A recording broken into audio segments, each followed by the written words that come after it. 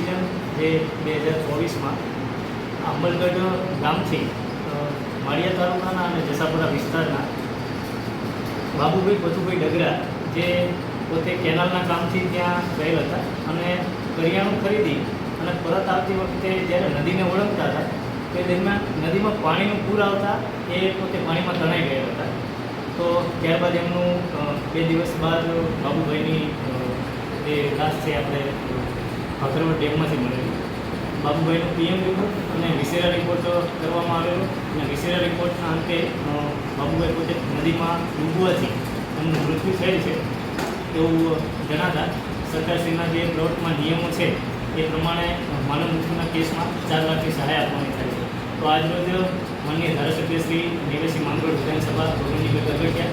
તાલુકા પંચાયતના પ્રમુખશ્રી તેમજ તમામ સદસ્યશ્રીઓ અને આગેવાનશ્રીઓની હાજરીમાં એમના જે ધર્મપત્ની છે શાંતાબેન બાબુભાઈ ડગરા એમને આજરોજ 4 લાખ રૂપિયાનો ચેક જે છે